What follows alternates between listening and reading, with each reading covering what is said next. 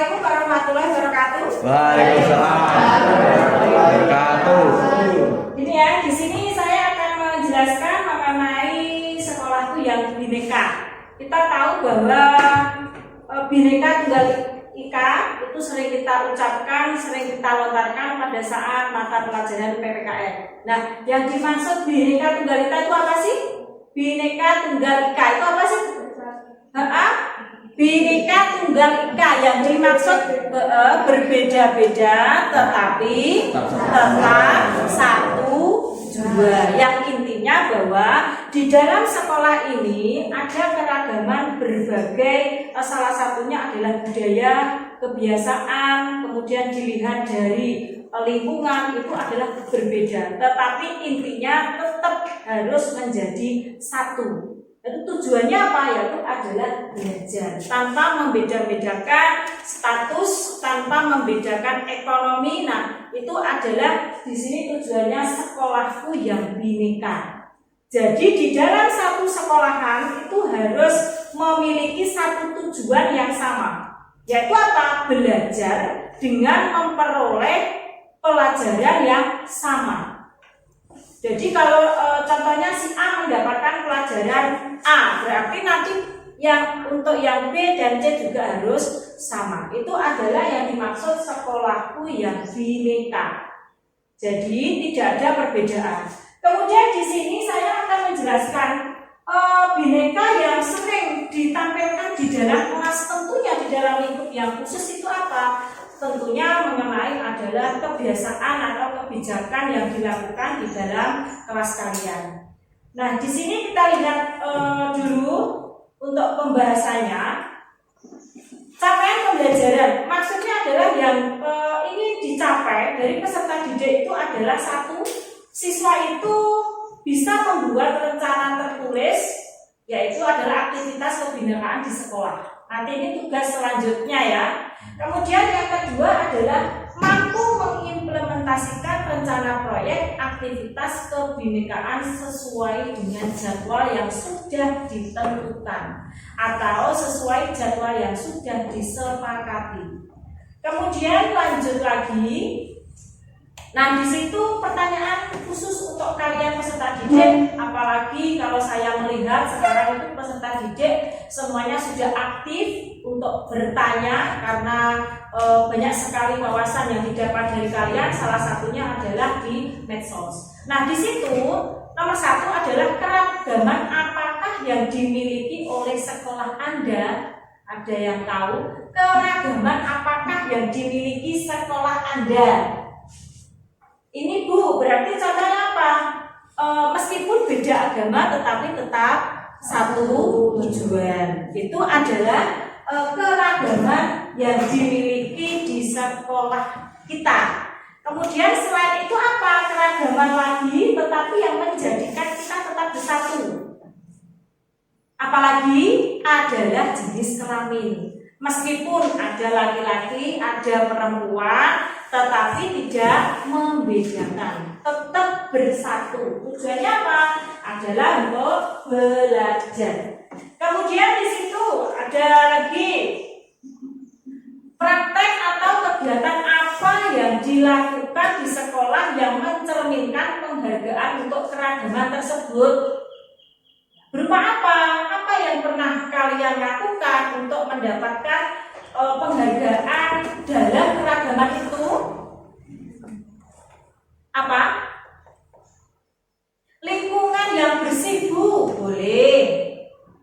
Pada saat adanya lomba kebersihan kelas, di kelas ini kemarin saya lihat itu adalah mendapatkan juara di mana tentang lingkungan sekolah. Berarti di situ kan ada praktek atau kegiatan yang kalian lakukan yang mencerminkan penghargaan untuk keragaman, ya toh? Meskipun beda jenis kelamin, ada perempuan, ada laki-laki, tetapi pada saat melakukan kegiatan sekolah kompak, ya toh? Kompak dan selalu bersatu. Nah, sekarang nomor 3 ini.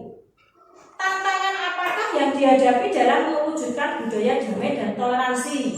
Tantangannya apa sih untuk kalian untuk menjadikan kelas ini kompak itu kalian tantangannya apa? Tantangannya apa? Ini Bu, mungkin anak laki-laki itu kalau disuruh bersih-bersih itu adalah agak rewel, ada cometan, tidak mau bekerja. Nah, mungkin itu Bu tantangan yang dihadapi di kelas ini. Tidak hanya di kelas ini saja, di semua kelas itu adalah hampir sama kasusnya. Yaitu apa? Nek disuruh bersih-bersih itu mesti ada salah satu siswa yang betul, ada yang tidak mau. Oke, next selanjutnya. Kemudian untuk selanjutnya adalah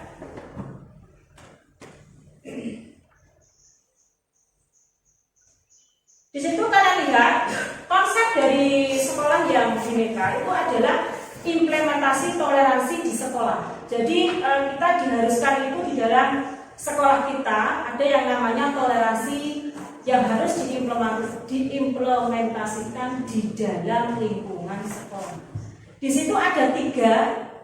Yang pertama adalah budaya kelas, kedua adalah budaya sekolah, dan yang ketiga adalah kegiatan siswa. Untuk yang budaya kelas, yang pertama itu adalah manajemen kelas, di mana manajemen kelas itu adalah peraturan yang dilakukan di dalam kelas yang disepakati dari semua siswa, yang nanti yang di situ akan membentuk yang namanya manajemen kelas. Coba angkat tangan. Coba saya sebutkan contoh yang termasuk manajemen kelas. Oke, sip. Manajemen kelas yaitu ada wali kelas, ketua kelas, wakil kelas, bendahara 1, bendahara 2, sekretaris 1 dan sekretaris 2. Oke, itu adalah yang termasuk bagian dari manajemen kelas. Selanjutnya adalah suasana dan lingkungan belajar. Suasananya bagaimana di dalam lingkungan belajar ini? Mungkin ada dari teman kalian coba dicontohkan bagaimana suasana dan lingkungan belajar di sekolah ini. Oke, Mbak Samen. Lingkungan kelas saya menyenangkan karena kekompakan dan keakraban yang kuat. Terus sudah? Oke. Berarti intinya kalau kita berbicara mengenai suasana dan lingkungan belajar, suasananya bagaimana? Menyenangkan. Suasana lingkungannya menyenangkan. Kenapa kok Samen bisa mengatakan menyenangkan? Karena apa, Mbak? Karena di kelas ini adalah kompak, betul, kompak, akrab antara satu dengan yang lainnya. Meskipun di sini ada laki-laki, ada perempuan, kemudian ada status yang berbeda, tetapi tidak membuat kelas ini pecah, tetapi malah sebaliknya membuat kelas ini menjadi kompak. Kemudian yang kedua adalah budaya sekolah. Budaya sekolah itu ada 2, ada kebijakan dan ada lingkungan sekolah. Jadi kalau kita berbicara mengenai kebijakan, jadi kebijakan itu adalah suatu aturan yang harus ditaati oleh peserta didik. Nah, coba saya sebutkan contoh yang termasuk pada kebijakan sekolah. Oke, Jawaria, silakan. Apa itu? Contohnya, setiap berangkat sekolah, siswa harus bersalaman dengan guru di gerbang. Dan jika tidak masuk sekolah, siswa membuat surat izin. Oke, betul ya. Jadi kebijakan yang dimaksud itu adalah salah satunya, jika berangkat sekolah setiap pagi kita pasti akan bertemu dengan guru BK di depan. Dan tentunya ini sudah menjadi kebiasaan kita atau bisa dikatakan budaya di sekolah ini adalah kita bagaimana? Kita saling. Jadi kita sapa, salim, itu ya. Kemudian salam, nah itu ya. Kemudian ada lagi tadi, setiap kalau mau keluar minta izin dulu. Contoh pada saat pelajaran. Tentunya kalian ada tugas dari sekolah. Maka yang dilakukan adalah apa? Yang terlebih dahulu berarti apa? Minta izin baru keluar kelas. Kemudian yang kedua, lingkungan sekolah. Berarti lingkungan sekolah itu contohnya seperti apa? Ya, Melaksanakan tata tertib sekolah seperti tidak terlambat. betul. Itu adalah lingkungan sekolah. Lingkungan sekolah yang harmonis itu harus disesuaikan dengan kondisi peserta didik. Jika kondisi peserta didik itu tidak sesuai yang diinginkan dari sekolah, maka nanti lingkungan juga akan berpengaruh, akan semerawut. Nah, di sini salah satu contohnya adalah peserta didik harus menaati peraturan sekolah. Salah satunya tadi apa? Adalah tidak terlambat. Ben gak kesiangan kuwi carane piye. Kemudian yang ketiga, kegiatan siswa. Kegiatan siswa di situ ada manajemen kegiatan, tentunya ada kegiatan-kegiatan di luar KBM yang sekiranya itu untuk berdampak positif bagi siswa itu untuk menambah pengalaman kalian. Kemudian yang kedua, aktivitas atau kegiatannya, programnya. Kemudian selanjutnya materi atau konten. Nah, kegiatan dari kegiatan siswa itu salah satu contohnya apa? Ya, betul. Pramuka. Mungkin ada lagi tari. Iya betul. Jadi kalau di sini itu yang sering kita lakukan dan itu wajib itu adalah pramuka dan tari. Itu ya. Kemudian selanjutnya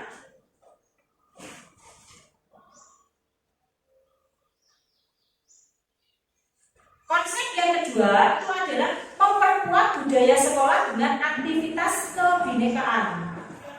Nah, berikut ini adalah beberapa ide atau aktivitas kebinekaan yang bisa dilakukan di sekolah. Satu itu adalah olahraga dan permainan.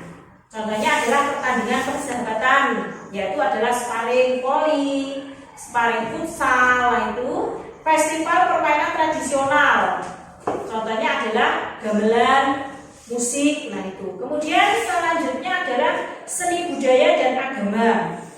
Contohnya adalah menampilkan pentas seni, kemudian batik day, atau kita ada seragam khusus yang menggunakan batik.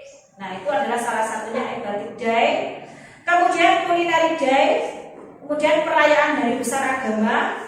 Kemudian ada pekan kreativitas pelajar. Nah, nanti di situ ada yang makanya kita mengenal yang namanya P5. Tujuannya untuk apa sih P5 itu bagi peserta didik? Adalah mengembangkan kreativitas peserta didik. Yaitu mengembangkan. Contohnya apa? Membuat batik eco printing.